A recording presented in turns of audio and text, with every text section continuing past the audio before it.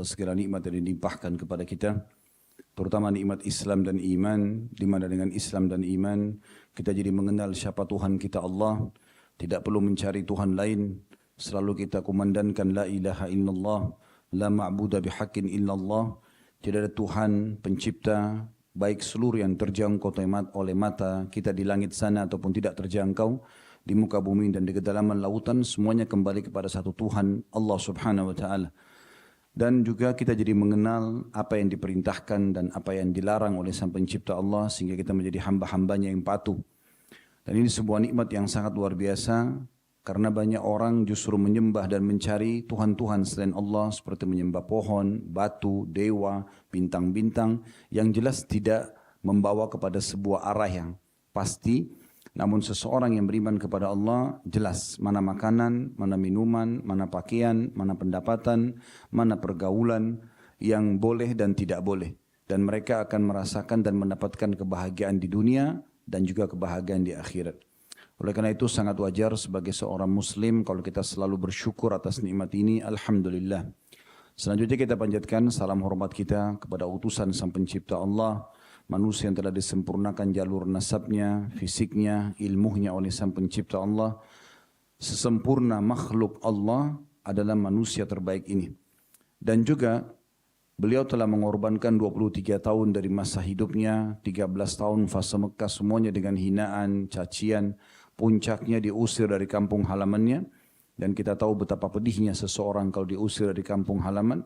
Dan 10 tahun yang terakhir di fase Madinah semuanya penyempurnaan agama ini. Dan beliau tidak wafat kecuali sudah menyampaikan semua amanah yang dipikulkan di pundak beliau oleh Allah Subhanahu wa taala, sehingga sempurnalah agama ini. Dan mengucapkan salam hormat kepada manusia terbaik ini jadikan ibadah oleh Allah dan akan dibalas 1 kali salam hormat dengan 10 kali rahmat. Andai saja dibalik, saudaraku seiman, kita mengucapkan 10 kali salam hormat kepada manusia terbaik ini diberikan 1 rahmat Allah, itu sudah cukup. Karena rahmat Allah meliputi pemenuhan kebutuhan, pengampunan dosa, solusi dari permasalahan hidup. Itu semua adalah rahmat Allah Subhanahu wa taala. Tapi di sini dibalik, dengan mengucapkan 1 kali salam hormat maka akan dibalas dan diberikan 10 kali rahmat. Ini menandakan sangat wajar sebagai seorang muslim setelah memuji Allah, alhamdulillah, kalau kita selalu mengucapkan juga salawat dan taslim kepada Nabi besar Muhammad sallallahu alaihi wa ala alihi wa sahbihi wasallam. Pertama-tama saya mengucapkan terima kasih, jazakumullah khair, terutama bagi owner hotel dan bagi teman-teman semua staf di sini. Mungkin tidak bisa saya sebutkan satu persatu atas undangan ini. Semoga harapan yang Anda semua harapkan dari kami bisa didapatkan. Dan Nabi SAW mengatakan kepada kita semua, man lam yashkurun nas la yashkurullah. Siapa yang belum berterima kasih pada manusia belum berterima kasih pada Allah. Oleh karena itu saya mulai dengan ini. Selanjutnya saya duduk di sini teman-teman bukan karena saya lebih pintar dan lebih tahu, tapi kita sedang menjalankan firman Allah Subhanahu wa taala, fadzakir fa inna dzikra tanfa'ul mu'minin. Saling memberikan peringatan karena peringatan itu sangat bermanfaat bagi orang-orang beriman. Juga baginda Nabi SAW bersabda, ad-dinun nasihah. Agama ini semuanya nasihat. Dan juga beliau mengatakan salah satu dari 6 hak seorang muslim, idza stansahaka fansah lahu. Kalau seandainya dia minta nasihat, maka berilah nasihat kepadanya.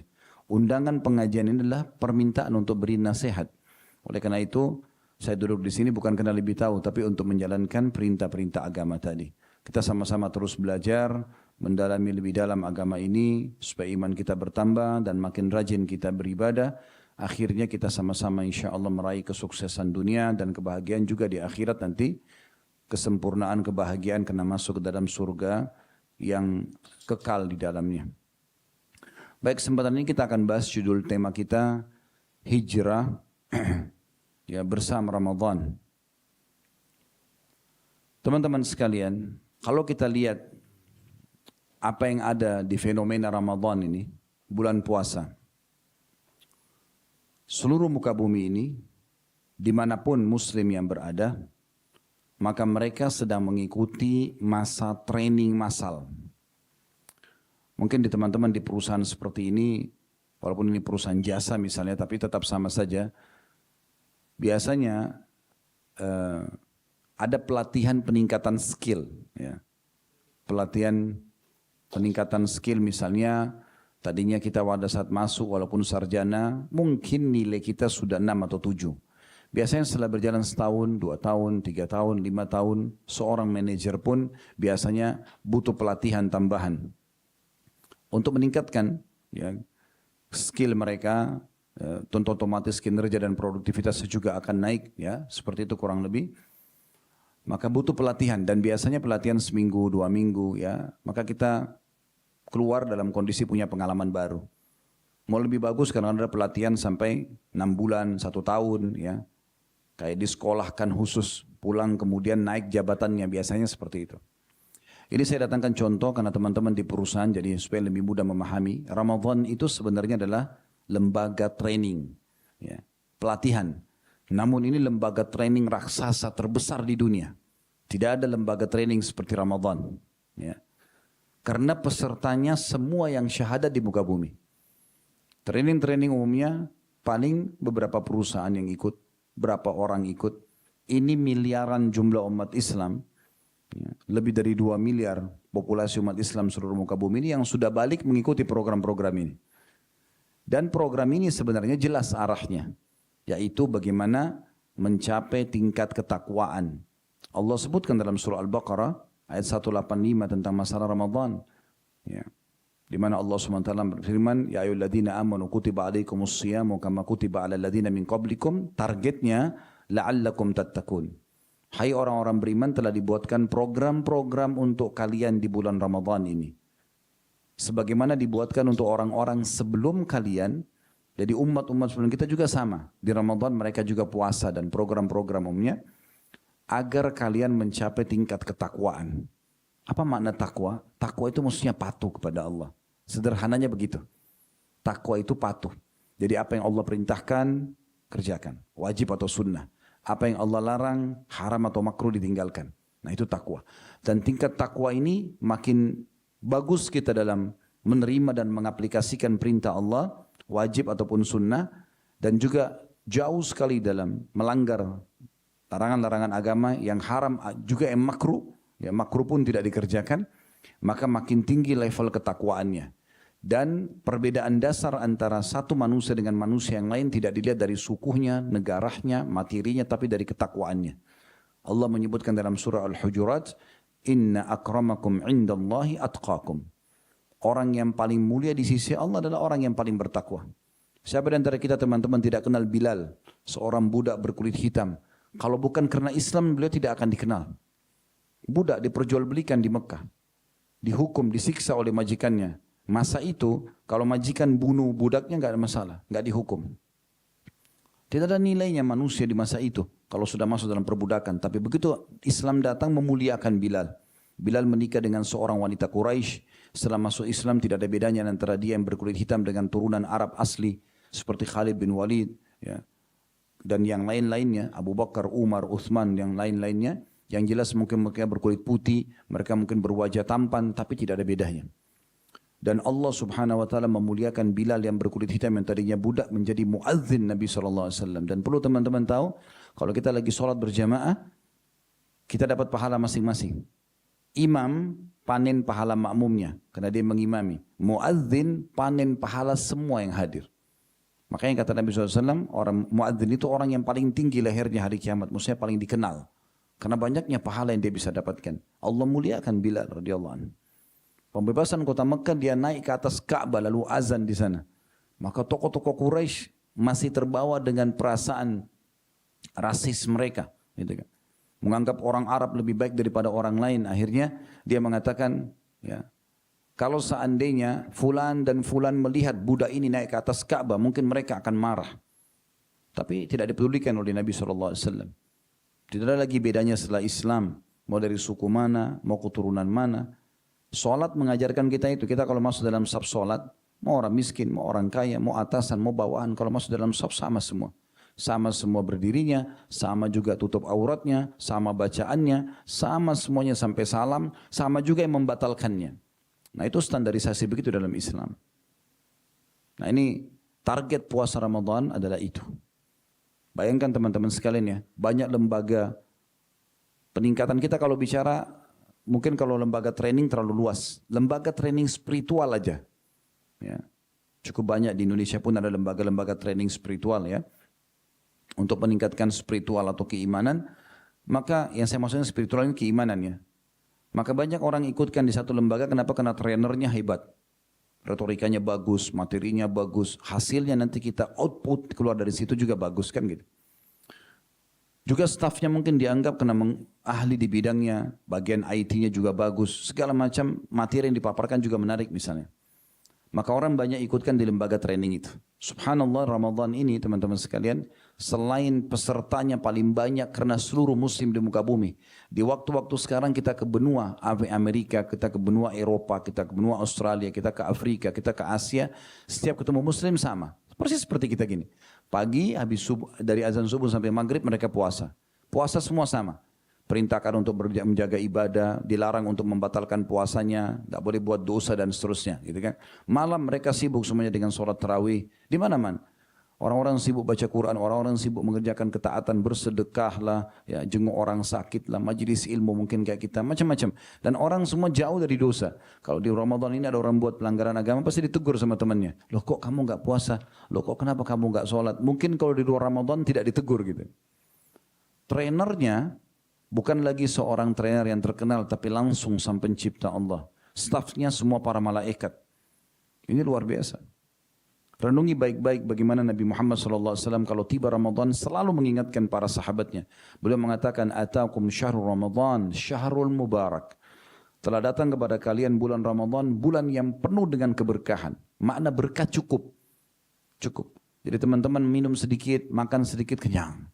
Kita sebentar buka puasa, padahal kita sudah berapa jam tidak makan dan tidak minum.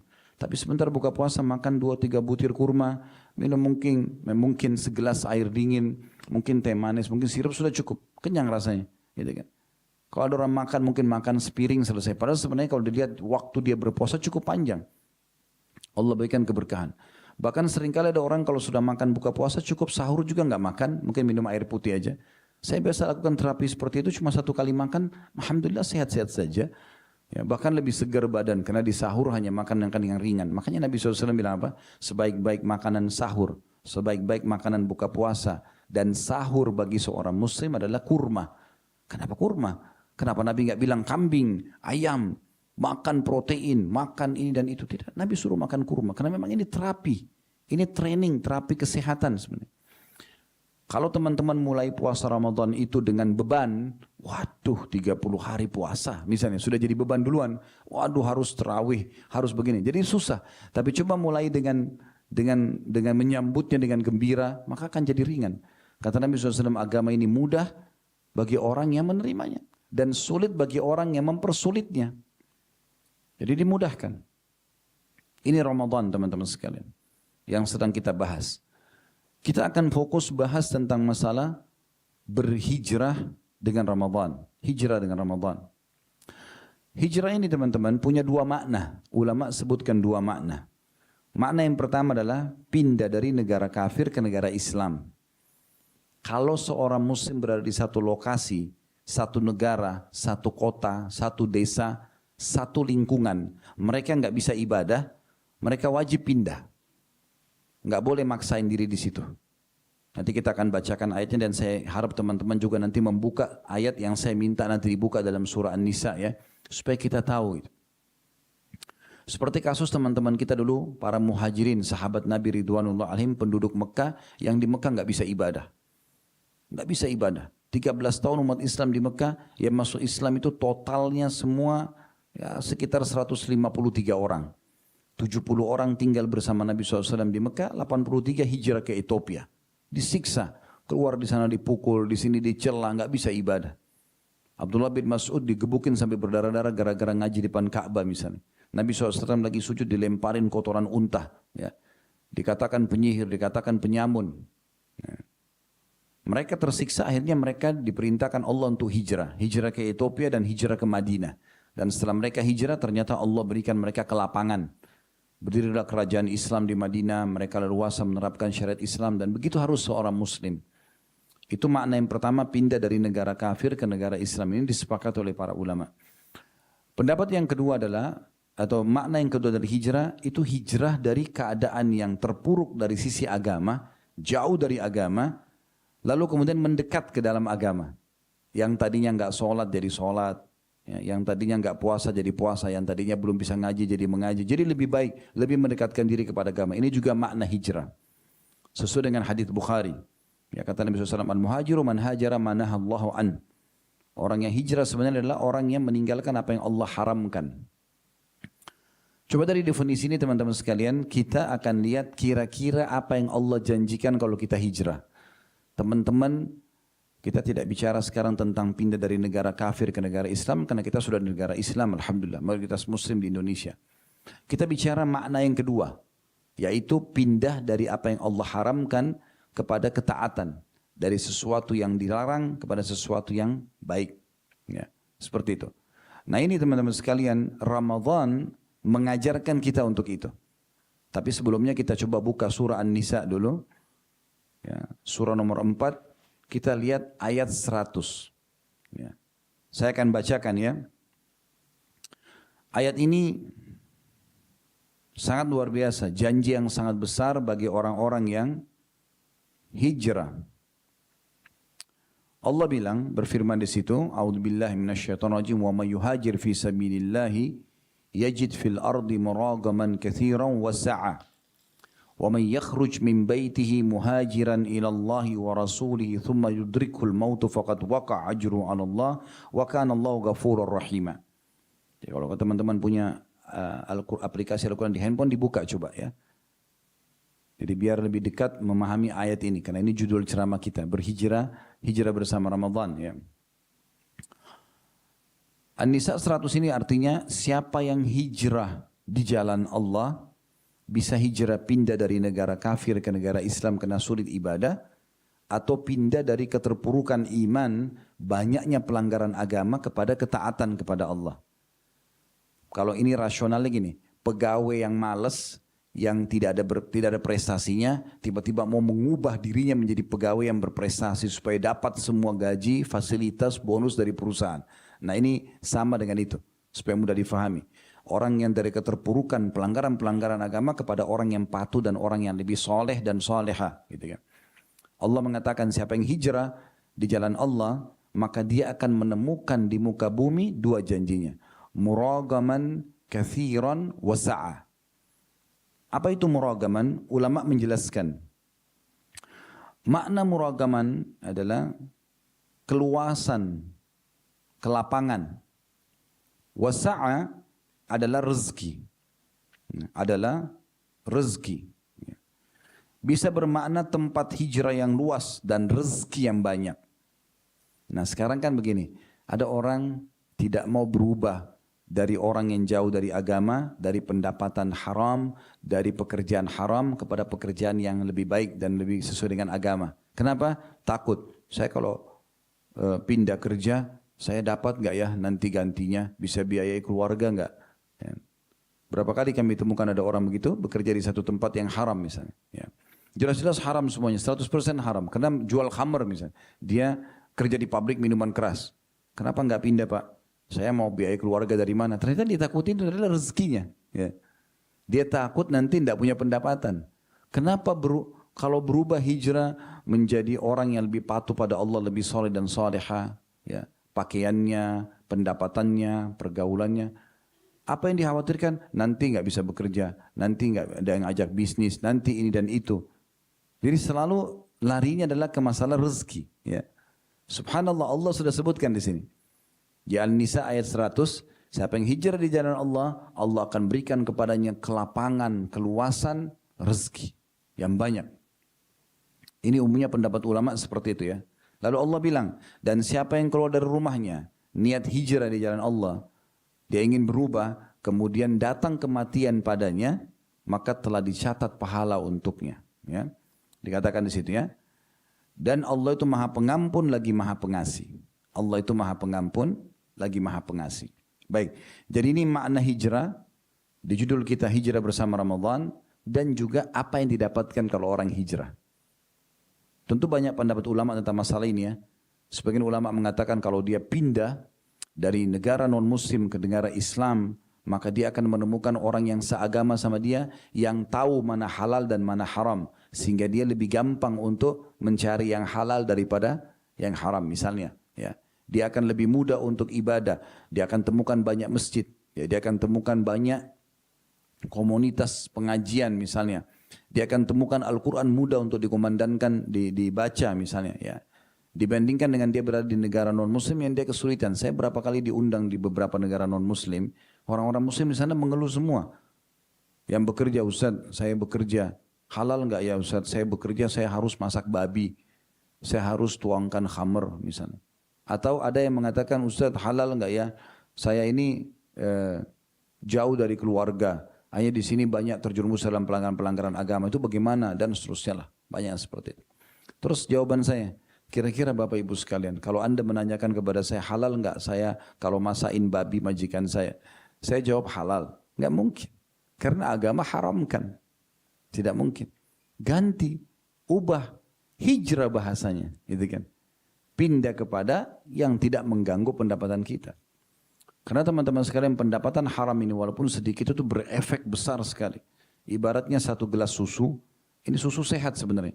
Tapi kalau kita tetesin satu tetes racun, merusak susu itu. Nah seperti itu. Pendapatan kita halal, tapi kita campurkan dengan sesuatu yang haram, maka akan jadi rusak semuanya. Banyak orang ribut rumah tangganya, banyak orang anaknya nakal, banyak kena penyakit kronis nggak sembuh. Ya. Banyak orang yang tidak selesai-selesai sumpek dan sedihnya, karena masalahnya pendapatan haramnya. Pekerjaannya yang haram, ya. Pergaulannya yang salah. Ini semua sebabnya. Makanya pendapat ulama salaf itu luar biasa sekali tentang masalah bagaimana seseorang itu hijrah dan berpindah kepada keadaan yang jauh lebih baik. Ya.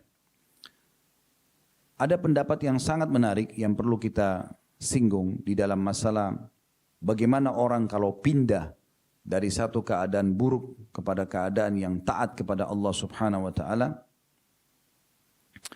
maka dia akan mendapatkan yang lebih baik. Contoh misal, kan orang kalau tidak hijrah, kita bicara tadi makna yang kedua misalnya dari maksiat, dari pelanggaran agama kepada ketaatan kepada Allah, kepada ketaatan agama gitu kan. Maka ini orang tidak sadari, ataupun dia sadar dia sedang berbuat dosa. Nah, sadar nggak kita teman-teman sekalian, dosa yang kita lakukan itu sebab utama daripada terhambatnya rezeki. Daripada permasalahan-permasalahan yang kita hadapi yang tidak pernah selesai. Dengarkan baik-baik. Kata Ali radhiyallahu anhu dalam sebuah statement yang menarik sekali untuk dibahas. Beliau bilang yang aneh adalah ada orang binasa padahal keselamatan ada bersamanya. Maka orang-orang di sekitarnya mengatakan, apa keselamatan yang Anda maksudkan? Maka kata Ali, istighfar dan kembali kepada Allah. Karena sumber semua permasalahan teman-teman punya masalah apapun, garis bawahi. Masalahnya dosa. Selesai. Itu saja sebenarnya. Jadi kalau teman-teman hadapi masalah apapun, maka langsung introspeksi diri. Yang paling pertama, astagfirullah. Mungkin saya punya dosa. Gitu kan. Sampai sebagian ulama salaf bilang, saya tahu saya punya dosa, kalau saya lihat perubahan sikap dari pasangan saya, istri atau suami berubah sikap, dari tunggangan saya, bahkan tikus yang ada di rumah saya. Mereka tahu itu berarti ada masalah nih, berarti ada dosa saya. Begitu. Saya tahu kisah, ada seseorang Masya Allah di Indonesia, di Jakarta ini ada seorang hafidh Quran. Beliau Masya Allah sering jadi imam dan bagus suaranya. Pada saat dia jadi imam, satu waktu, ada hafalan dia yang terluputkan gitu. Dia lupa, dia coba ulangin, kok berat benar gini, terlupa lagi gitu. Nggak pernah terjadi. Dia muhasabah, introspeksi diri, ada apa sebenarnya? Ada masalah apa nih? Ini pasti ada masalah nih, kok bisa hafalan saya tiba-tiba hilang gitu. Maka dia sampai, karena dia introspeksi diri, dia tidak temukan ada kesalahan dalam dirinya, dia tanya istrinya, ada pelanggaran agama nggak yang kamu lakukan? Enggak ada. Tanya anak-anaknya, kalian ada buat dosa nggak ini? Kok bisa hafalan ayah ini hilang gitu? Nggak ada. Dia terus telusuri sampai terakhir ada pertanyaan sederhana, dia tanya istrinya. Sebentar saya mau tanya, dalam berapa hari ini kamu ada ubah bumbu masak nggak? Dia tanya istri, bumbu masak ada nggak? Kata istrinya, iya ada. Dilihatkanlah bumbu tertentu, kata dia, coba kamu ubah, kembali ke bumbu yang awal. Yang jelas-jelas ada label halalnya aja. Diganti sama dia, ini cerita dia nyata, Tiba-tiba dia bilang hafalan saya kembali semua. Subhanallah, pengaruhnya luar biasa. Pernah dengar kisah Imam Syafi'i rahimahullah? Beliau pernah belajar sama gurunya namanya Imam Waqi'. Imam Waqi' ini ulama besar. Ini rumahnya Imam Syafi'i, ini rumahnya Imam Waqi'. Antara rumah Imam Syafi'i sama rumah Imam Waqi' ada pasar. Ada pasar. Imam Syafi'i setiap kali ke rumah Imam Waqi' melewatin pasar itu dan dikasih hafalan selalu lupa. Maka beliau sebutkan dalam syair yang masyhur. Beliau mengatakan syaqautu ila waqi'i su'a hifdhi. Aku mengeluhkan kepada Imam Waqi' tentang buruknya hafalanku. Setiap dikasih hafalan lupa. Kasih potongan ayat lupa, potongan hadis lupa. Ini lupa, sering lupa. Fa'arsyadani ila tarkil ma'asi. Maka Imam Waqi' bilang sama saya, tinggalkan dosa-dosa. Imam Syafi'i bingung, dosa apa? Dia dari rumah ke rumahnya gurunya. Cuma lewatin pasar. Waktu sholat tinggal mampir ke masjid. Itu aja kerjanya. Jadi bisa dikatakan tertutup sekali pintu-pintu dosa gitu. Lalu dia mengatakan, tapi dia sampaikan. Wa arsyadani ila tarkil ma'asi. Imam Waqi' menyuruh aku meninggalkan dosa. Wa akhbarani bi anna ilma nurun. Dan dia memberitahukan kepada kami bahwasanya ilmu itu adalah cahaya. Wa nurullahi la yu'ta li'asi. Cahaya Allah tidak akan diberikan kepada para pelaku maksiat. Imam Syafi'i yang tadinya biasa lewat depan pasar, sekarang ubah jalannya dari belakang pasar. Enggak lewatin di situ lagi. Yang tadinya mungkin ada pelanggaran agama, transaksi haram segala macam, dia putar dari belakang. Kata Imam Syafi'i, setelah saya ikuti nasihatnya Imam Waqi', kalau saya pegang buku, saya tutup sebelahnya. Kalau saya buka, saya hafal semua langsung. Begitu luar biasa efeknya. Saya pernah punya pengalaman pribadi teman-teman sekalian. Ini bukan masalah memuji diri sama sekali tidak ya. Jangan difahami ke situ. Tapi saya waktu masih SMA di Madinah, pernah sekali ada satu pelajaran dari grammar bahasa Arab. Balaghah namanya. Malam ujian, saya mulai keluar dari kelas, habis ujian siang materi yang lain.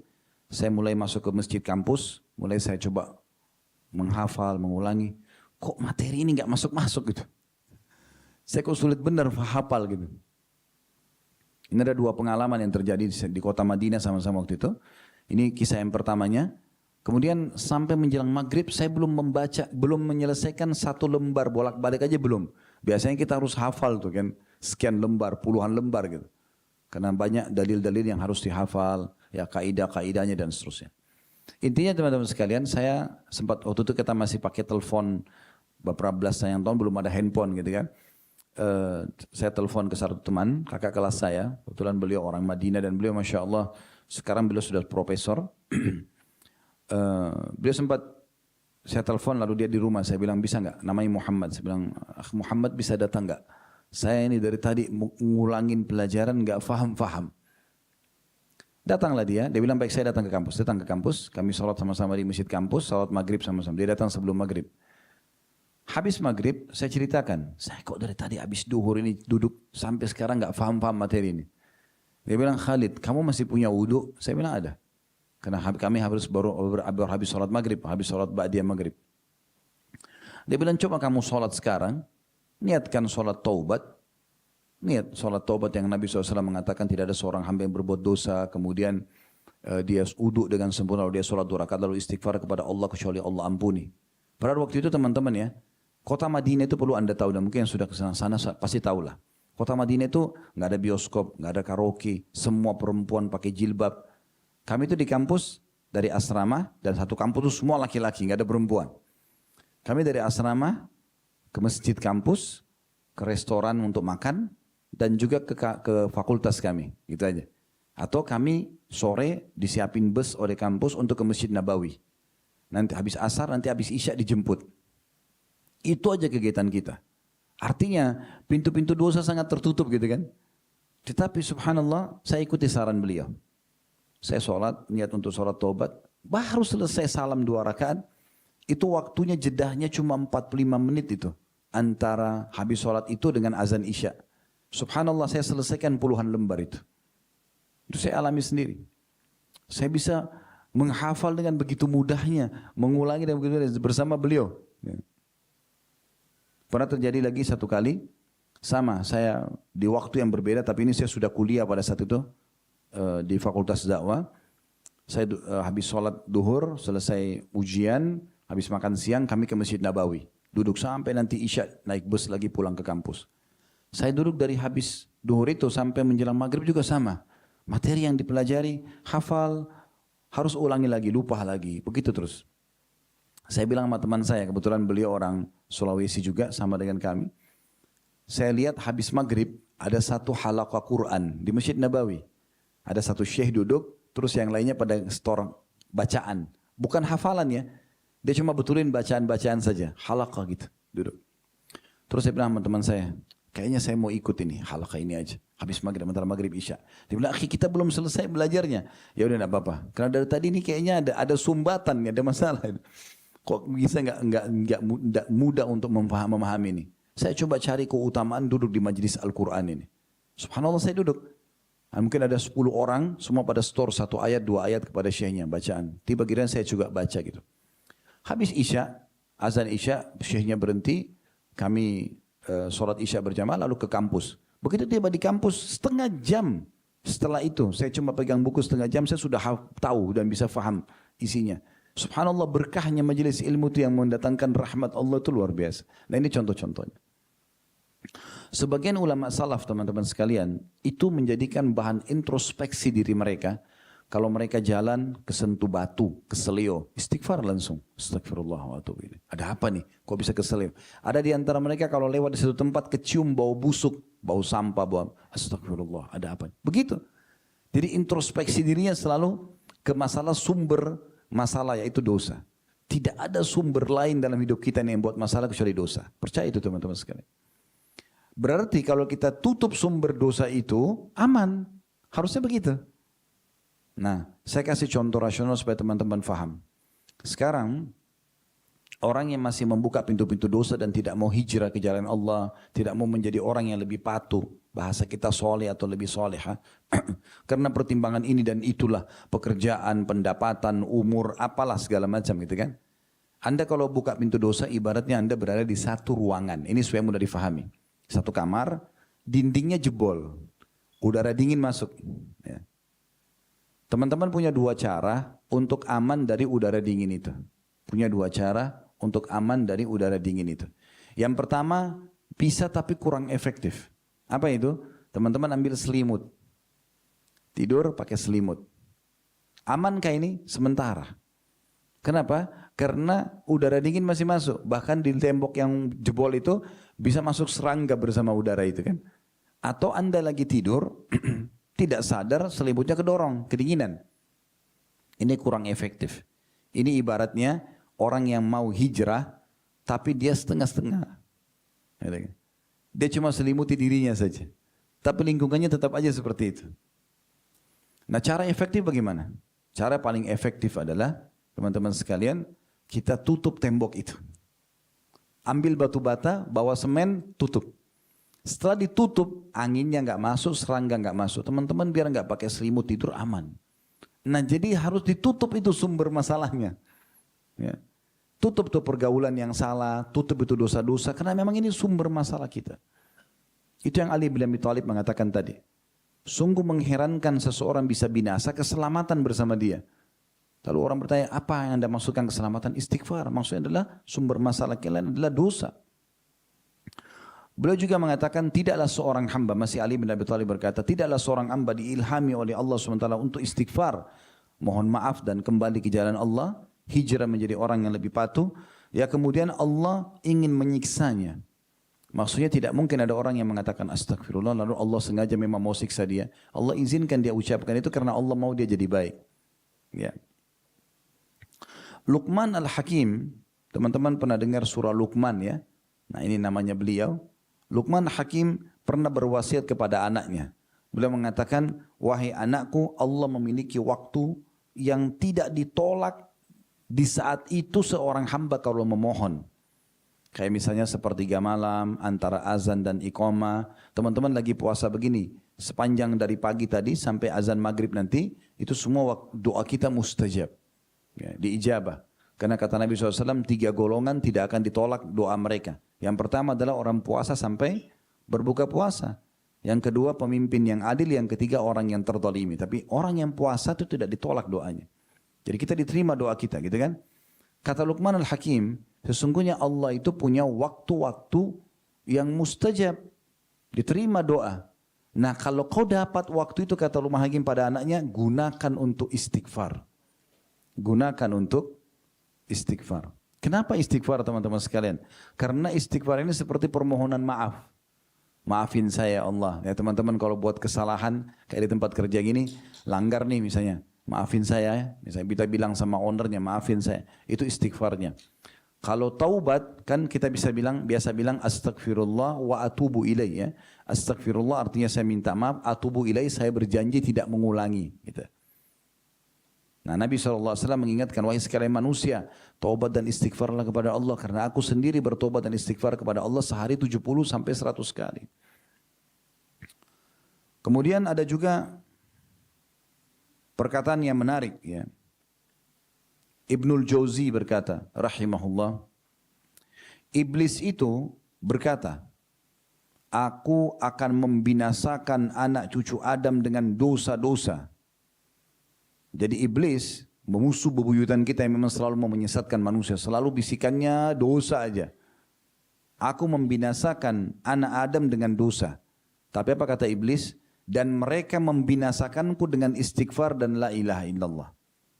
Mereka membinasakanku dengan istighfar. Karena kita kalau buat dosa kita istighfar kan dimaafin. Jadi apa yang iblis sudah upayakan gagal gitu.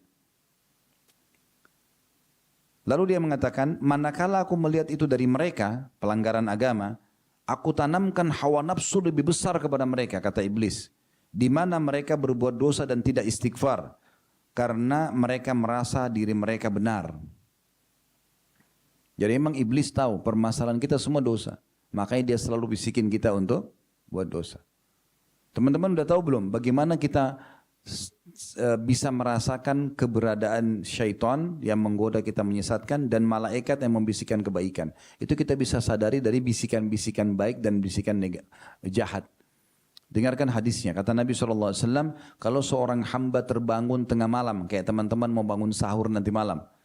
Kalau seorang bangun tengah malam, ya, maka pendampingnya dari malaikat akan mengatakan, sholatlah. Pernah nggak teman-teman kaget tengah malam terus rasanya ingin, ada bisikan kayak ingin sholat malam. Nah contoh yang lain, ada orang miskin di pinggir jalan, bantulah. Dengarin azan, sholatlah. Nah semua itu dari malaikat. Dan kalau ada bisikan, kata Nabi SAW, nanti pendampingnya dari syaitan bilang, tidurlah malam masih panjang. Nah tergantung kita mau pilih yang mana. Oh itu orang pura-pura bohong tuh, tidak usah dibantu. Padahal tugas kita orang kalau sedang meminta bukan diskusi sama syaitan, tapi eksekusi. Bantu kasih mereka. Kan gitu. Jadi kita harus fahami masalah ini. Iblis, pemimpin syaitan yang suka menyesatkan manusia dan dia ingin kita semua celaka bersama dia. Karena waktu Allah perintahkan dia sujud kepada Adam, dia tidak mau, Allah laknat dia dan akan diancam masuk ke neraka. Maka dia tidak ingin masuk sendiri, dia ingin kita masuk semua bersama dia. Dan pintunya satu, dosa. Selama orang masih buka ini, maka masih terbuka sekali ya pelanggaran-pelanggaran agama dan berarti masih dekat sekali dengan hukuman Allah Subhanahu wa taala dan masih dikuasai oleh syaitan. Ya. Ingat teman-teman sekalian, tidak ada yang bisa mengubah diri kita kecuali diri kita sendiri. Saya biar teriak-teriak sini dari tadi habis asar sampai besok pagi pun kalau kita ceramah, kalau teman-teman sendiri menutup diri tidak mau berubah percuma saja. Kami cuma bisa ceramah, menyampaikan. Dan memang begitu. Allah SWT juga turunkan Al-Quran hanya menyampaikan. Tidak ada paksaan. Allah bilang, "Faman syaa'a falyu'min, man syaa'a falyakfur." Yang mau beriman silakan, yang mau kafir silakan. Tapi orang yang semua ada konsekuensinya. Yang beriman akan dapat kenikmatan iman, akan dapat balasan. Dan orang yang kafir akan mendapatkan hukuman. Atau orang bermaksiat akan dapat hukuman. Ya. Qatada rahimahullah, seorang ulama tabi mengatakan, Al-Quran menunjuki kalian penyakit dan obat penyembuh kalian. Semua sumber penyakit, sumber permasalahan sudah diceritakan dalam Al-Quran dan juga disampaikan obatnya. Sumber masalahnya apa? Obatnya apa?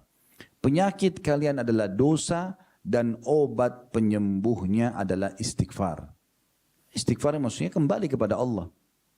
Pindah dari keadaan yang buruk kepada keadaan yang baik. Sekarang saya ingin tanya teman-teman, apa yang membuat Anda ragu untuk hijrah? Apa yang membuat kita tidak mau berubah menjadi orang yang lebih soleh dan soleh? Misalnya dari bohong ke jujur, gitu kan? Kita dari malas ke rajin, misalnya gitu, ya. Dari nggak sholat ke sholat, misalnya. Apa yang membuat kita tidak mau melakukannya? Kenapa? Orang yang taat itu baik, gitu kan? Agama ini teman-teman memerintahkan yang baik-baik saja. Jujur, amanah, tanggung jawab, bakti sama orang tua, jenguk orang sakit, bantu orang susah. Baik-baik semua. Kenapa nggak mau dikerjakan? Baik semua. Gitu kan? Dan yang dilarang oleh agama semuanya buruk. Bohong, nipu, gunjing, ya, fitnah, mukul, mencuri. Semua tidak baik-baik. Pertanyaan sederhana, kenapa Anda nggak mau jadi orang baik? Kenapa nggak mau jadi orang yang agamis? Bahasa kita orang soleh dan soleh. Kenapa? Kenapa nggak mau menjadi orang yang lebih baik secara keimanan, lebih patuh kepada Allah Subhanahu Wa Taala? Ya, ini kan harusnya ditanda tanya kenapa? Saya pernah, maaf ini bagi akhwat kita mungkin yang belum berhijab, saya bukan menyinggung ya. Saya hanya memberikan contoh karena saya lagi ceramah, saya harus memberikan contoh dari semua sisi. Pernah diadakan eksperimen di Amerika dan Anda bisa tulis di YouTube eksperimen hijab, ya. Ada satu wanita jalan dari satu jalan di Amerika itu menuju ke jalan yang lainnya. Tidak berhijab. Sepanjang jalan itu penuh laki-laki yang ganggu dia. Yang mau memerkosa ada, yang mau ngajak kencan ada, yang ganggu dia saja ada, pokoknya ganggu. Wanita yang sama, di waktu yang berbeda, tapi di jalan yang sama pakai hijab. Kemudian jalan, sepanjang jalan gak ada yang ganggu. Subhanallah, hikmah Allah subhanahu wa ta'ala. Ada seorang anak muda mau masuk Islam di Inggris, tapi dia masih ragu mau masuk Islam. Dia bertemu sama temannya yang sudah mu'allaf 1 tahun yang lalu. Dia bilang, saya mau masuk Islam, tapi saya ingin ketemu sama guru kamu. Untuk supaya saya tanya dulu nih, apa yang jadi beban saya. Kata temannya, baik ya mu'allafin silakan. Datanglah satu masjid, ada satu syekhnya lagi isi pengajian, kalau kita kiai atau ustadz. Terus kemudian yang mu'allaf 1 tahun ini, 1 tahun yang lalu bilang, Syekh ini teman saya mau masuk Islam tapi dia punya pertanyaan. Lalu kemudian berkata syekhnya, apa pertanyaan kamu? Silahkan. Dia bilang, saya ingin tanya, kenapa kalian melarang wanita kalian salaman sama laki-laki? Teman saya muslim ini bilang, dia boleh salaman tapi tidak sama semua orang gitu. Salamannya sama suaminya, sama kakaknya, sama mahramnya lah. Oke, ada lagi yang lain? Kenapa kalian, kata orang ini yang mau masuk Islam, kenapa kalian suruh wanita kalian pakai hijab? Kenapa? Kenapa nggak seperti wanita kami mau pakai nggak pakai terserah? Ya. Maka kata syekhnya, sudah, ada lagi, dia bilang sudah tidak ada, 2 itu. Kata syekhnya, baik, saya jawab. Kalau yang pertama, saya ingin tanya, kau warga negara mana? Dia bilang, saya Inggris. Kata syekhnya, siapa ratu kamu di sini? Dia bilang, Elizabeth. Kata syekhnya, kau bisa salaman sama Elizabeth? Dia bilang, nggak bisa. Kata syekhnya, kenapa? Karena Elizabeth ratu, saya masyarakat biasa. Kata syekhnya, ketahuilah semua muslim ratu. Nggak boleh sembarangan orang salaman sama dia, kecuali yang diizinkan. Terjawab. Yang kedua, syekhnya keluarkan, kenapa perempuan disuruh pakai hijab? Syekhnya keluarkan 2 permen, 2 berbungkus ya. Tapi yang satu dibuka bungkusnya, yang satu dibiarin. Digeletakin di lantai masjid. Kata syekhnya, kalau saya suruh pilih kamu permen ini, yang mana kamu pilih? Dia bilang yang masih terbungkus. Kata syekhnya, kenapa? Kan yang sudah terbuka enak, tinggal dia makan saja. Dia bilang tidak, karena itu lebih steril. Tertutup. Kata syekhnya, begitulah wanita muslimah. Yang boleh buka dia hanya suaminya. Nggak boleh sembarangan. Jadi Islam teman-teman, Allah subhanahu wa ta'ala menurunkan agama ini, agama Islam ini, untuk membawa manusia kepada kebahagiaan dan kesempurnaan mereka. Suruh pakai hijab bukan nyiksa, supaya tidak diganggu orang. Ya. Yang boleh menikmati dia hanya yang halal. Bahkan dalam Islam kalau sudah balik saja, tidak boleh tubuhnya semua dilihat oleh ayah kandungnya pun tidak boleh. Kalau masih kecil mungkin. Yang boleh cuma suaminya 1 orang saja. Untuk menjaga kemuliaan dia sebenarnya. Kan gitu. Kita lihat rukun Islam misalnya teman-teman. Selain syahadat, kita sudah tahu syahadat. Sholat 5 waktu. Kalau ada teman-teman mudah-mudahan tidak ada. Tapi yang masih terbebani dengan sholat 5 waktu misalnya. Sholat 5 waktu itu teman-teman absensi. Absen kepada Allah. Bagaimana bangganya antum di sini, teman-teman yang kerja di sini, kalau satu hari dipanggil 5 kali ke ruangannya owner. Afwan, maaf, saya bahasakan. Contoh misal. Hanya untuk duduk, nanyain kabarnya, keperluanmu apa misalnya. Pasti kita bangga. Di antara semua pegawai kita dipanggil sendiri. Satu hari 5 kali. Pasti kita bangga. Karena setiap kita datang, sampaikan hajat kita dipenuhi. Butuh uang silakan, butuh bantuan silakan. Orang sholat itu absen kepada Allah. Doa, sholat itu doa, mohon, kan gitu. Enak benar itu, melapor sama Sang Pencipta langit dan bumi. Mau apa saja sampaikan, dijadikan waktu khusus mustajab, diterima antara azan dan iqamah. Berdoa apa saja diterima. Kata Nabi SAW, doa antara azan dan iqamah tidak ditolak. Tinggal sampaikan, sembuhkan penyakit, mudahkan rezeki, panjangkan umur, apa saja. Ya, bisa minta kepada Allah SWT. Ini enggak pakai operator. Enggak ada sekretaris, langsung antara kita sama Sang Pencipta. Allah minta. Para sahabat Nabi Ridwanul Alim, kalau sendal mereka putus, minta kepada Allah, ya Allah sendal saya putus, gantikan. Karena Nabi SAW bilang, mintalah segala sesuatu dari Tuhan kepada Tuhan kalian, walaupun ya tali sendal kalian. Kita kadang-kadang jadikan Allah ini nomor 30. Kalau sakit, dokter ini, dokter itu, dokter ini, dokter itu. Nanti kalau sudah mentok dokter nggak bisa, baru sholat malam. Ini kan aneh ini. Kenapa enggak sebelum ke dokter berdoa dulu? Makanya Islam perintahkan kita sebelum aktivitas berdoa kan? Sebelum makan, sebelum pakai baju, sebelum masuk kamar mandi, sebelum tidur, sebelum keluar rumah, kan begitu? Sebelum biologis halal, ini kan semua berdoa dulu. Setelahnya kita memuji Allah, supaya kita libatkan Allah di situ. Ya Allah mudahkan dokter ini supaya jadi penyebab sembuh saya. Nanti Allah jadikan dokternya cocok, resepnya cocok. Harusnya begitu. Kenapa pertanyaan sederhana? Kenapa masih belum mau menjadi orang lebih baik? Kalau kita hubungkan ini dengan Ramadan, teman-teman sekalian, ini momentum terbaik untuk Anda mencapai tingkat ketakwaan terbaik. Ini saatnya berubah. Kalau Ramadan tidak mengubah kita, teman-teman sekalian, lalu kapan kita mau berubah? Kapan kita mau menjadi orang lebih baik dari sebelumnya? Sementara orang yang lebih dekat dengan Allah berarti lebih banyak peluang mendapatkan rezeki, mendapatkan fasilitas. Orang kalau kerja di perusahaan begini, orang yang paling berprestasi bekerja, orang yang paling memberikan andil yang besar untuk perusahaan, pasti akan diberikan bonus, diberikan jabatan, itu umum. Kami pun diamanahkan oleh Allah ada perusahaan, kami melihat pegawai yang berprestasi itu kami akan berikan nilai lebih, plus dibandingkan dengan yang malas-malesan misalnya. Kan seperti itu ibaratnya. Orang soleh dan soleh itu maksudnya lebih patuh mengerjakan perintah. Dan Ramadan mengajarkan kita untuk itu. Ramadan mengajarkan untuk itu. Satu dunia semua orang sekarang menjadi lebih baik dari sebelumnya. Makanya Nabi Muhammad SAW mengatakan, iftaradallahu, tadi lanjutan hadis ya, kan Nabi SAW bilang tadi di awal saya bacakan, atakum syahrul Ramadan syahrul mubarak, datang kepada kalian Ramadan bulan yang penuh dengan berkah. Iftaradallahu alaikum siyama, Allah memerintahkan kalian untuk berpuasa. Nanti kita jelaskan masalah puasa itu. Fihi tuftahu abwabul jannah, di bulan Ramadan itu dibuka pintu-pintu surga, wa fihi tughlaqu abwabul jahim, dan pada saat itu ditutup semua pintu neraka, wa tughallu fihi syaitan, dan diikat semua, dibelenggu syaitan-syaitan yang jahat. Fihi lailatun khairum min alfi syahr, ada malam lebih baik daripada 1000 bulan. Ya, nanti ini akan kita paparkan insyaallah. Penutupan hadisnya kata Nabi SAW, man haruma khairaha faqad harum. Siapa yang terharamkan dari kebaikan bulan Ramadan, enggak bisa jadi lebih baik dari sebelumnya bulan Ramadan, maka akan terharamkan dari semua kebaikan. Kalau Ramadan aja tidak belajar jadi jujur, jadi amanah, jadi tanggung jawab, jadi lebih rajin bekerja, hilangkan sifat malas dan seterusnya, lalu kapan kira-kira? Puasa kan usah capek, ya, haus, enggak, itu sugesti Anda.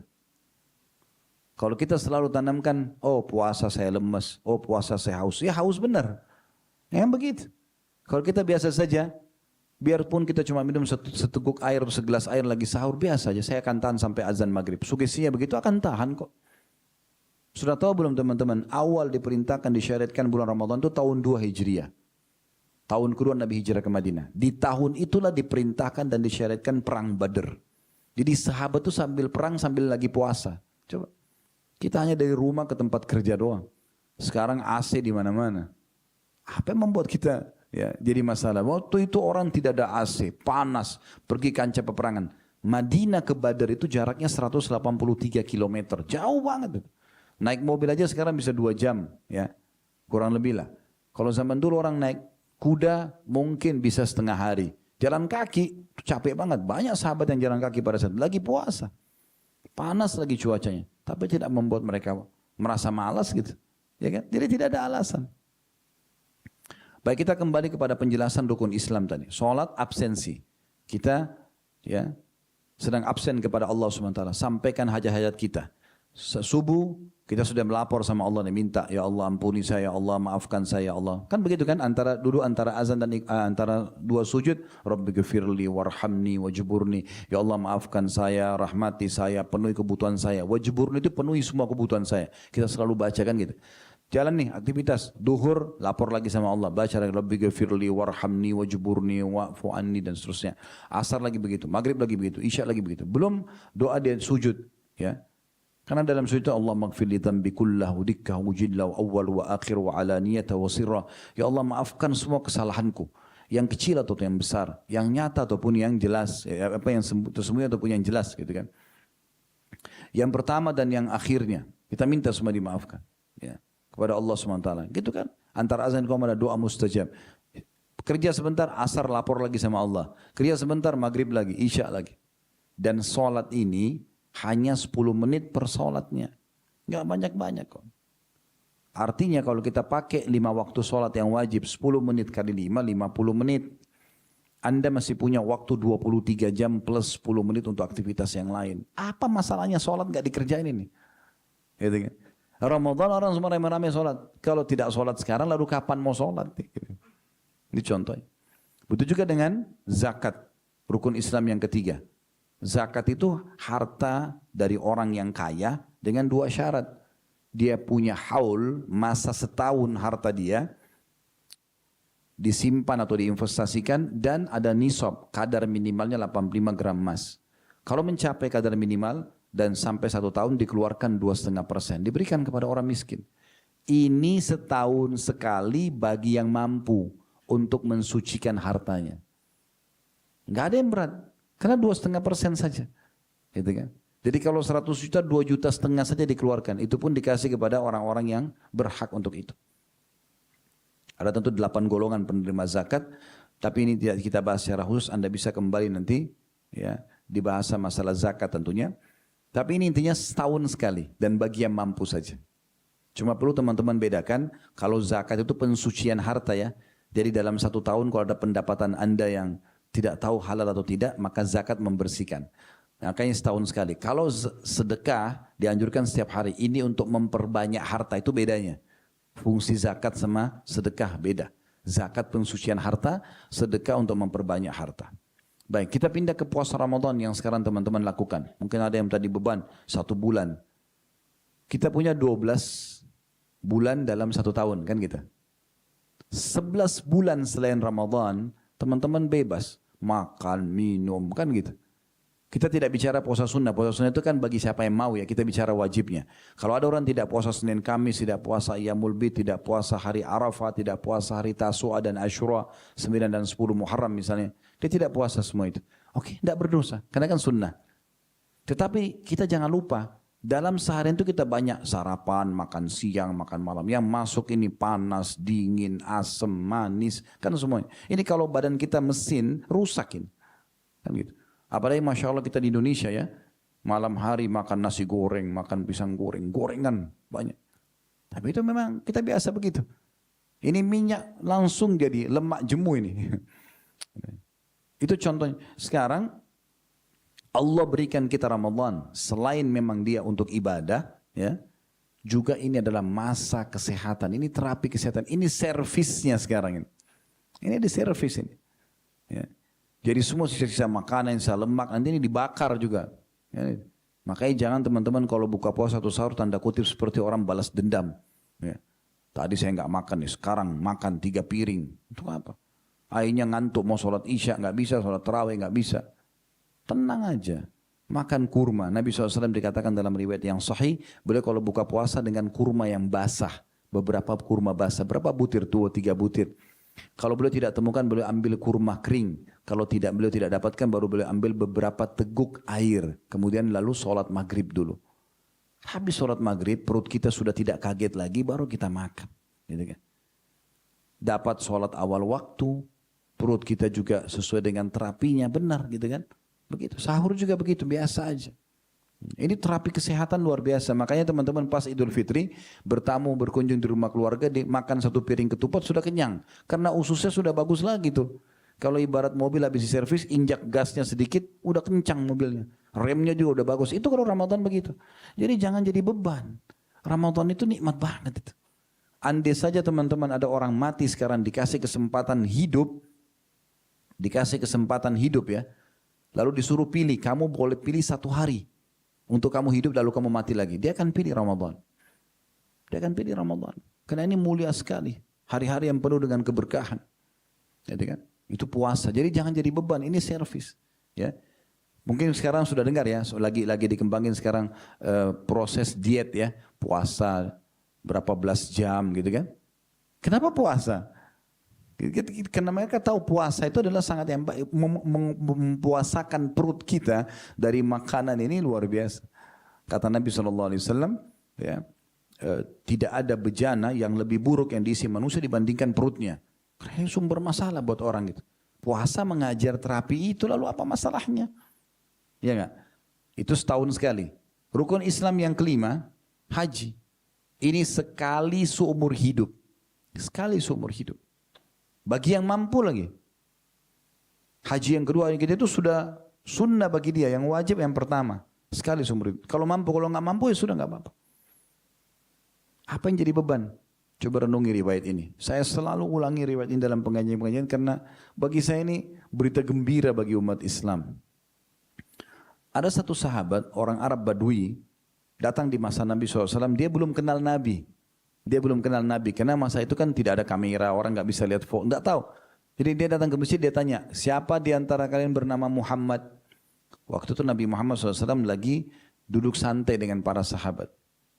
Kemudian Nabi Muhammad SAW mengatakan, saya.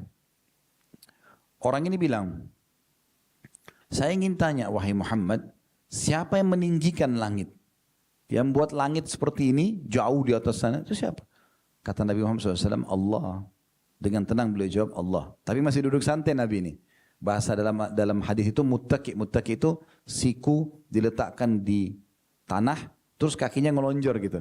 Lagi ngobrol santai dengan sahabat. Nabi mesti jawab santai. Yang tinggikan langit Allah.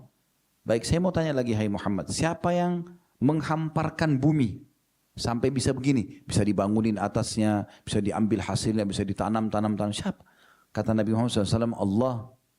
Lalu ditanya lagi, saya tanya lagi, hai Muhammad, siapa yang menancapkan gunung-gunung? Gunung-gunung yang banyak ini semua, itu siapa yang tancapin? Siapa yang ini tinggi, pendek, ada gunung berapi, ada gunung batu dan seterusnya. Maka kata Nabi SAW, Allah. Lalu orang ini mengucapkan kata-kata yang tadinya Nabi duduk santai jadi duduk serius. Dia bilang begini, hai Muhammad, ini orang belum muslim ya. Sekarang belum muslim, dia mau masuk Islam tapi dia ingin bertanya ini. Dia bilang, hai Muhammad, saya akan tanya kamu atas nama Allah yang meninggikan langit, yang mendatarkan bumi, yang menancapkan gunung-gunung. Apakah Allah mengutus engkau kepada kami? Ini pertanyaannya. Maka Nabi SAW waktu santai langsung duduk serius. Lalu beliau mengatakan, iya. Orang ini betul-betul nanya, kok benar Nabi gak ini? Gitu loh, seakan-akan bahasa langsungnya kan. Tapi dia ingin Nabi jawab serius nih. Atas nama Allah yang meninggikan langit, menghamparkan bumi dan gunung-gunung, apakah Allah mengutus anda kepada kami? Maka Nabi SAW duduk serius lalu mengatakan, iya. Orang ini tanya lagi, saya tanya lagi atas nama Allah yang meninggikan langit, menghamparkan bumi dan gunung-gunung, apakah Allah memerintahkan kepada anda untuk menyampaikan kepada kami agar kami sholat sehari 5 kali? Rukun Islam ini kita bahas. Tadi kan kita bahas, ini hadis tentang rukun Islam. Perintahkan sholat 5 waktu? Kata Nabi Muhammad SAW, iya. Dia tanya lagi, saya tanya lagi, hai Muhammad, atas nama Allah yang meninggikan langit, menghamparkan bumi dan gunung-gunung, apakah Allah memerintahkan kepada anda untuk menyampaikan kepada kami agar orang kaya kami mengeluarkan harta yang diberikan kepada orang miskin kami, zakat? Kata Nabi Muhammad SAW, iya. Jadi ini semua atas nama Allah nih. Kamu kalau salah, sumpah atas nama Allah nih. Seakan-akan begitu. Nabi bilang, iya. Saya tanya lagi, hai Muhammad, atas nama Allah. Jadi saya sumpah nih. Saya juga minta kamu jawab sumpah itu. Atas nama Allah meninggikan langit, menghamparkan bumi dan gunung-gunung, apakah Allah memerintahkan kepada anda untuk menyampaikan kami agar kami puasa 1 bulan Ramadan penuh? Kata Nabi SAW, iya. Orang ini bilang lagi, saya tanya lagi, hai Muhammad, atas nama Allah yang meninggikan langit, menghamparkan bumi, menancapkan gunung-gunung. Apakah Allah memerintahkan kepada anda untuk menyampaikan kepada kami agar kami haji sekali seumur hidup ke rumah Allah, Baitullah? Kata Nabi SAW, iya. Lalu orang ini bilang, kalau saya lakukan itu, saya sholat 5 waktu, saya zakat kalau saya jadi orang kaya dan mampu, saya puasa Ramadan, saya haji sekali seumur hidup, apa yang saya dapat? Kata Nabi Muhammad SAW, kau masuk surga. Orang itu bilang apa? Asyhadu an la ilaha illallah wa anna Muhammad Rasulullah. Syahadat dia. Lalu orang itu mengatakan, ya Rasulullah, saya tidak akan nambah dan kurangi. Artinya saya akan fokus kerjakan ini saja. Maka apa?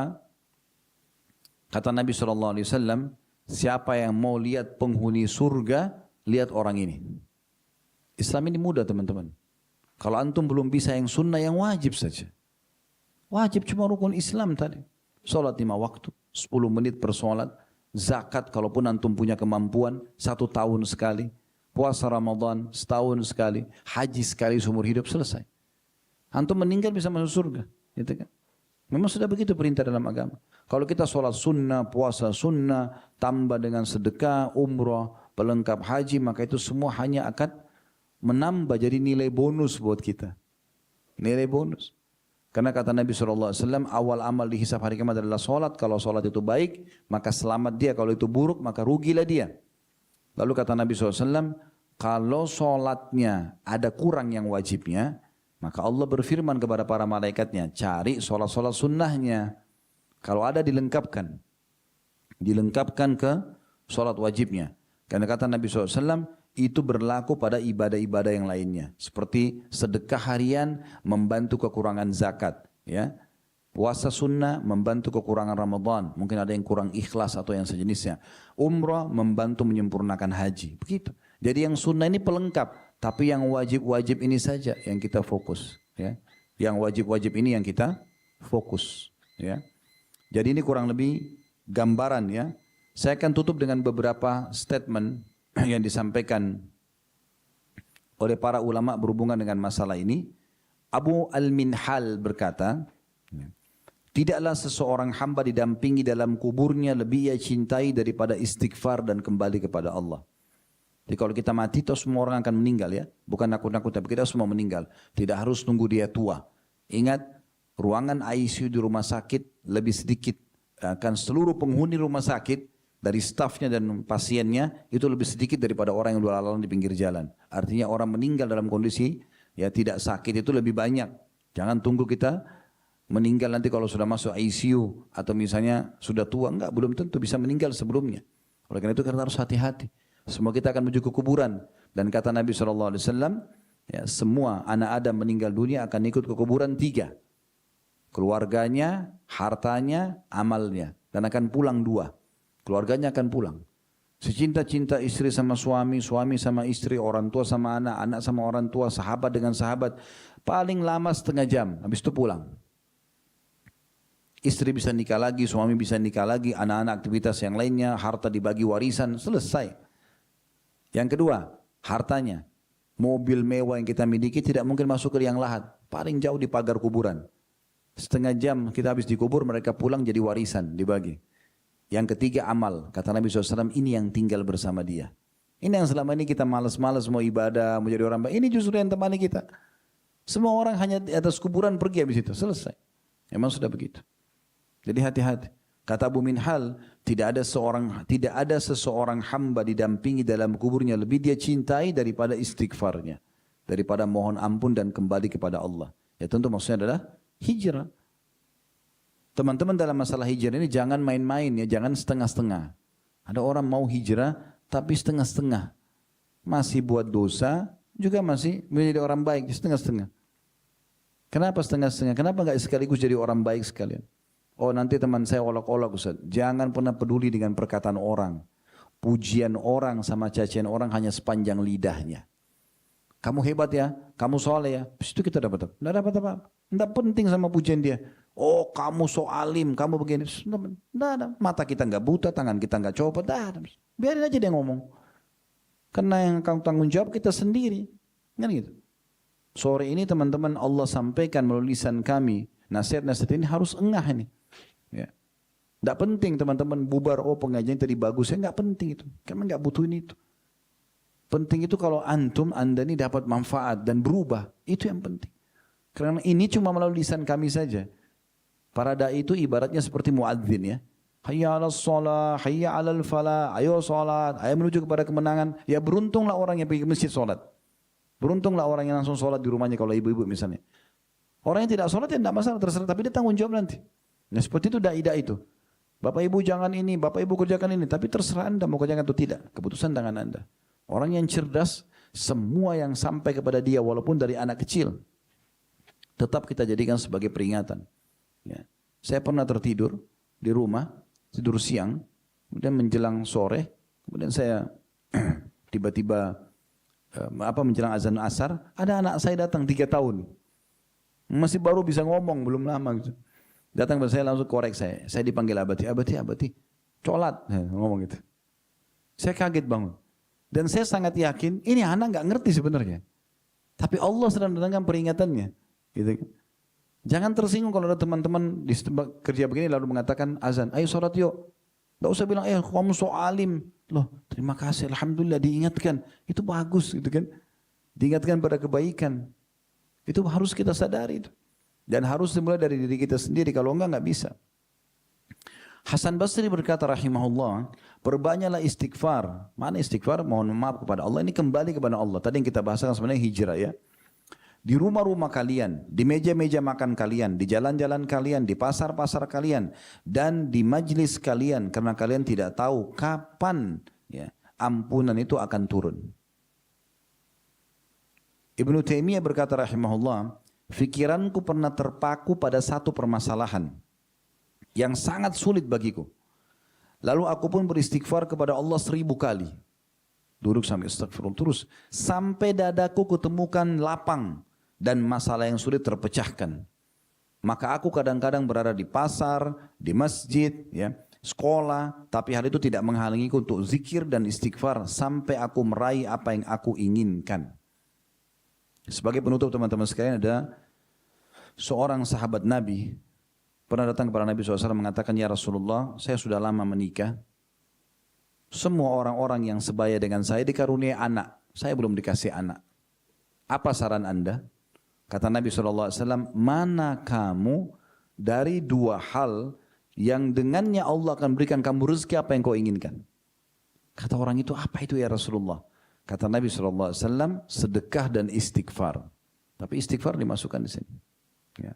Orang itu teman-teman sekalian, kembali ini cuma pembukaan sebenarnya dari pengajian ya. Dalam arti kata, kita masih belum belajar apa-apa dalam agama. Ini hanya sentuhan-sentuhan sedikit berhubungan dengan masalah keimanan. Bagaimana kita memaksimalkan momentum Ramadan agar kita bisa berubah menjadi lebih baik dan lebih bertakwa.